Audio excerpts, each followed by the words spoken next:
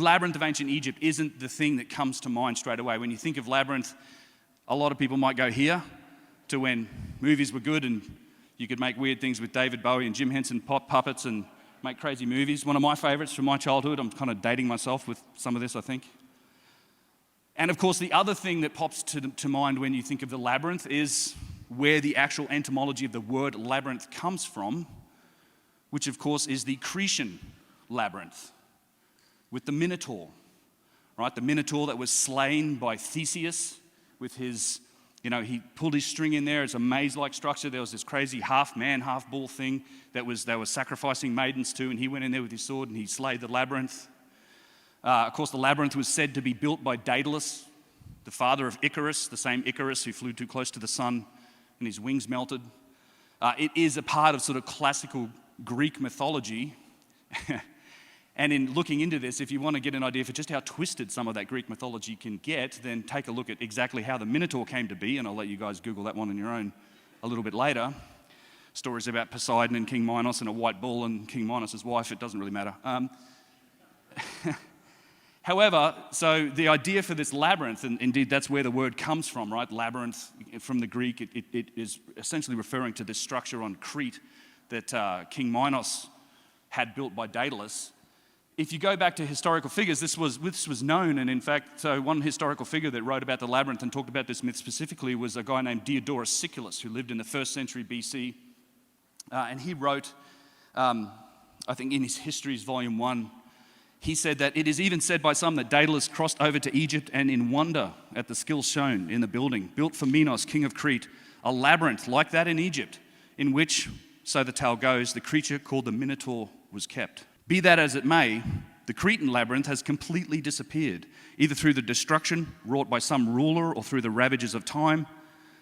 But the Egyptian labyrinth remains absolutely perfect in its entire construction down to my time. And Diodorus was far from the only person to talk about the labyrinth. In fact, he visited it, and he does write more about its structure. I mean, he writes in it, one of the things he says, and to give an idea of it's like the labyrinthian nature of it, he says about the Egyptian labyrinth, for once in, it is impossible to find a way out again without difficulty unless one lights upon a guide who is perfectly acquainted with it. So by all accounts, this is a pretty complicated structure. Other people throughout history have talked about the labyrinth. Most notably, perhaps, is Herodotus, that great Greek historian.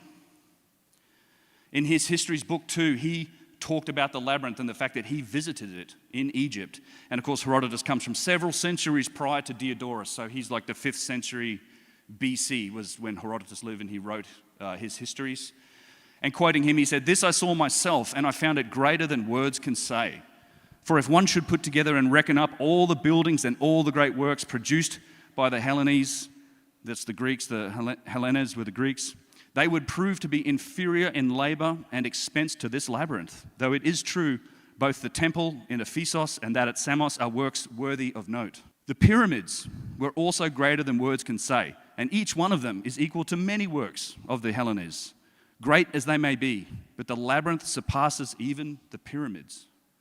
So Herodotus is like, he knows about the pyramids, he knows about all of the Greek temples. I mean, the Greeks, if you've been to ancient Greece, they built some amazing architecture, and these are his own people that he's talking about. And I don't know about you, but I spend literally a couple of months in Egypt every year. Been doing that for years now. Been there over a dozen times, and I just every time, dozens of times have I stood in front of these pyramids, or have I sat in the hotel across the street from it looking at them, or we're drinking coffee or eating breakfast or something, and it's just, it never gets old, right? The awe that they spark in you is amazing. And, they are some of the most incredible pieces of architecture and stonework on the planet. And to imagine that there is something out there that is greater, that surpasses the pyramids, kind of boggles the mind, right? That it's not something small, it's certainly not something insignificant.